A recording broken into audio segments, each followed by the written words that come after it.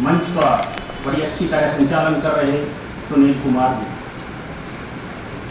दिनकर जी दसवीं रथी में लिखते हैं कि नहीं फूलते कुसुम मात्र राजाओं के उपवन में, अमित बार खिलते वो पुर से दूर कुंज कानन में। समझे कौन रहस्य प्रकृति का बड़ा अनोखा हाल, रखती गुदड़ी में चुन चुन कर बड़े कीमती लाल। ऐसे ही एक प्रकृति की अनमोल धरोहर है सतीश कुमार सिंह। जरा नाम पर दृष्टिपात कीजिए। इनका नाम ही अपने पूरे परिवार को और इनके कुछ गुणों को समेटे हुए है। मैं इनके नाम के तीनों शब्दों का थोड़ा उल्लेख करना चाहूंगा। पहला शब्द सतीश, उसका भी संधि विच्छेद कर दें तो सती जमा ईश। सती का ही एक अंश, एक रूप पार्वती, साक्षात विराजमान मिलन सिंह जी। सती के ईश यानी के शिव हमारे सतीश जी। दूसरा शब्द कुमार, शिव और पार्वती के दो पुत्र कार्तिकेय और गणेश। वैसे ही सतीश जी के दो पुत्र, हमारे दो बच्चे शिवम और शुभम, जिन्हें हम प्यार से चीकू और सीबू भी कहते हैं। उसके अलावा शब्द है सिंह, सिंह की तरह निर्भीक और साहसी। ये सतीश जी के गुणों को दर्शाता है। सतीश जी के परिवार में केवल यही 4 सदस्य जो मैंने बताए वो नहीं है। अब तो दोनों बच्चों की शादी हो गई, पोता भी है, अभी मंच पर आया भी था। इसके अलावा सतीश जी का परिवार एक संयुक्त परिवार है। जैसा मंच से अभी बताया गया, ये 6 भाई हैं, एक बहन है।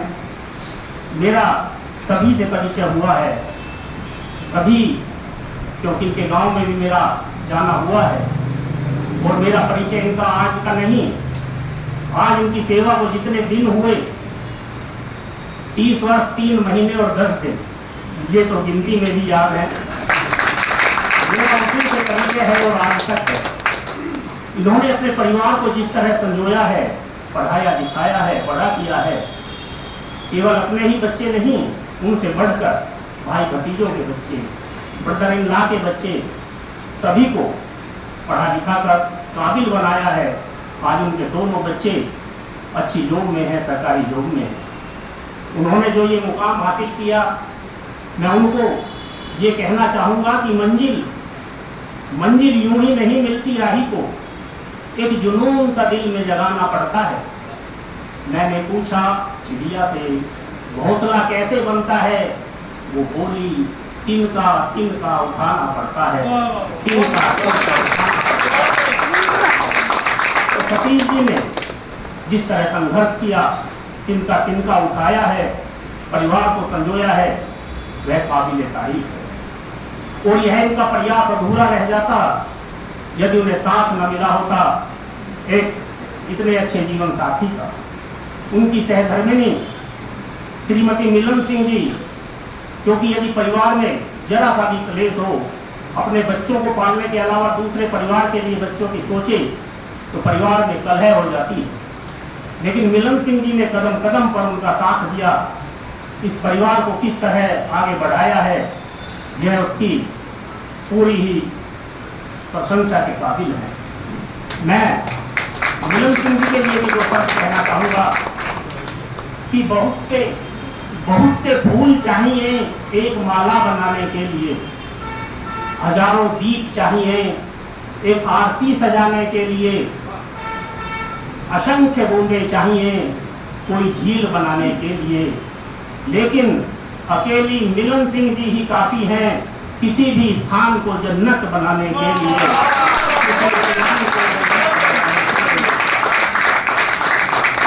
ये तो बात थी उनके परिवार की। मैं सतीश जी का जो एक सबसे प्रमुख गुण है वह है इनकी व्यवहारिकता और सामाजिकता।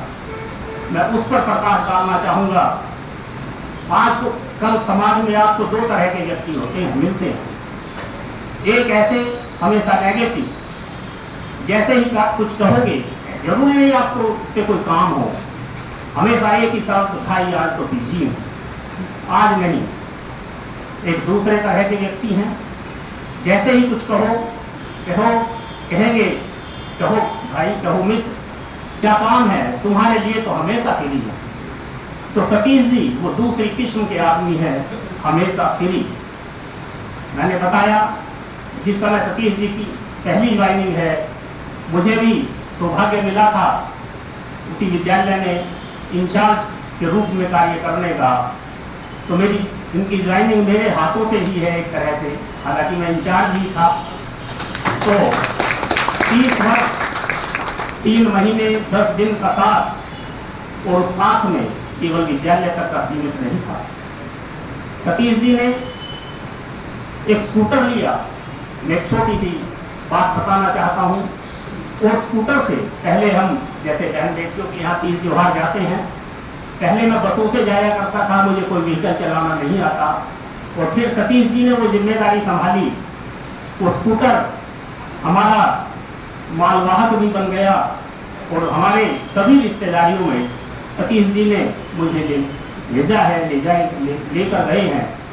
और ना कभी ये कि आज नहीं, आज मुझे काम है, और कभी भूल से पेट्रोल की तो बात ही छोड़, अगर जिक्र भी कर दिया तो ऐसे देखते थे जैसे कि मैंने कोई ऐसी बात कह दी जो सतीश जी को कड़वी लगी हो। ना कभी पेट्रोल, ना कभी समय की कोई शिकायत।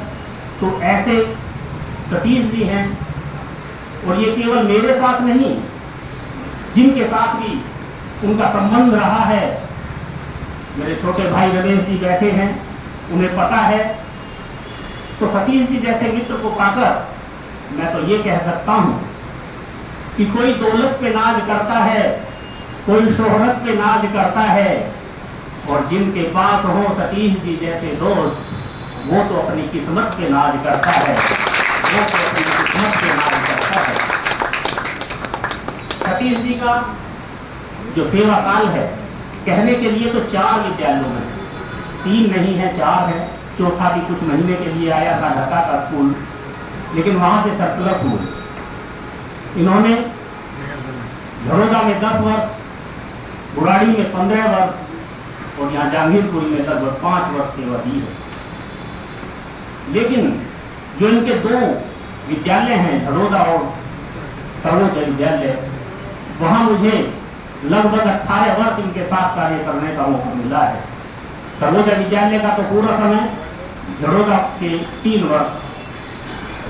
लेकिन वहां उन विद्यालयों में आज भी इनकी यादें उसी तरह जिंदा हैं, उसी तरह ताजा हैं।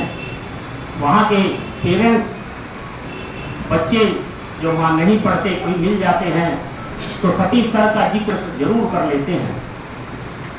और इनकी विद्यालय की जो उन्होंने वहां संबंध बनाए, उनके लिए कह सकता हूं कि नाव से उतरते हुए धोए थे हाथ कभी, नाव से उतरते हुए धोए थे हाथ कभी, उस पानी में मेहंदी की महक आज भी बाकी है, उस पानी में मेहंदी की महक आज भी बाकी है। उन विद्यालयों में आज भी याद किया जाता है सतीश जी को। और जैसा मेरे यहाँ भाइयों ने बताया, वैसा ही लगभग वहां भी रहा।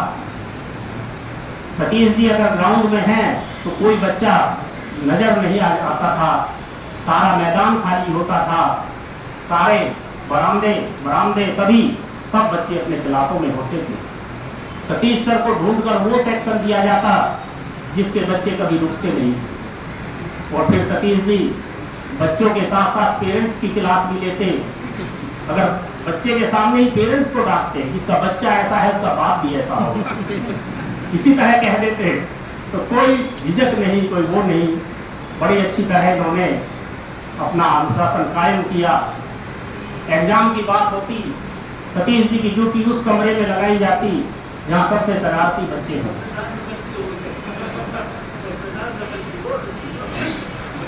और फिर उस कमरे के 60 के 60 बच्चे या तो कंपार्टमेंट में होते या वो फेल होते। 30 एक सेक्शन के बैठाते थे, 30 दूसरे सेक्शन के, तो वो बच्चे बेचारे फेल हो जाते। बाद के रोल नंबर आते तो सब पास थे, तो वहां कोई फेल नहीं है। तो ये सतीश जी का अनुशासन रहा। यूँ तो सतीश जी में इतने गुण हैं, मैं उनका बखान करूं तो शायद शब्दों की कमी पड़ेगी। मिलनसारिता, विनम्र, अपने कार्य में कर्मठ, कोई भी कार्य दे दो उससे पीछे नहीं हटने वाले। तो कहते हैं एक इंसान में यदि इतने गुणों का समावेश हो तो इंसान भगवान तो नहीं हो सकता, लेकिन देवतुल्य तो हो सकता है। तो मैं सतीश जी को इसी तरह परिभाषित करते हुए कहूंगा कि जो कुछ भी कह गया हूं, मैंने अपने जो शब्द कहे, मैं उनका साक्षात प्रत्यक्षदर्शी रहा हूं, इसलिए कहवा रहा हूं कि जो कुछ भी कह गया हूं बावजह कह गया हूं मैं। या रब मेरे खलूल की बारफ्त की तो देख, किस सादगी से तुझको खुदा कह गया हूं मैं, खुदा कह गया हूं। जहां तक उम्र का प्रश्न है, 60 वर्ष के बेशक हो गए सतीश जी, लेकिन महसूस नहीं होता, लगता नहीं है। इतनी चंचलता, इतना कार्य वो भी कर लेते हैं कि मुझे उनकी इस उम्र से संबंधित वाजपेयी जी की कुछ पंक्तियां याद आ रही हैं। वाजपेयी जी ने लिखा है एक कविता में, वहीं से कुछ पंक्तियां मैंने ली हैं कि चाहे जिधर से गुजरिए एक मीठी सी हलचल मचा दीजिए। उम्र का हर दौर मजेदार है, अपनी उम्र का मजा लीजिए। जिंदा दिल रहिए जनाब, ये चेहरे पे उदासी कैसी, वक्त तो बीत ही रहा है, उम्र की ऐसी भी कैसी। तो ये हैं।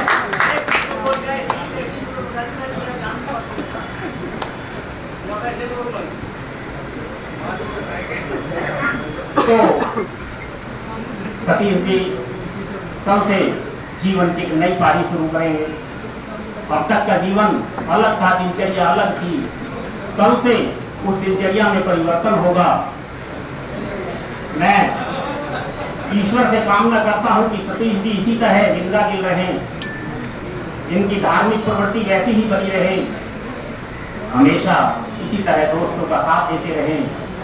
और ईश्वर से यह कामना करते हुए अपनी वाणी को विराम दूंगा कि तमन्ना करते हो जिन खुशियों की, तमन्ना करते हो जिन खुशियों की, वो सभी आपके कदमों में हो। मिले आपको हकीकत में वो जो सोचा आपने सपनों में हो। ख्वाहिशें हो पूरी आपकी, खुशियों का मिले जहां आपको। मांगो यदि आसमां का तारा भी एक, तो देने वाला दे दे सारा जहां आपको, सारा जहां आपको।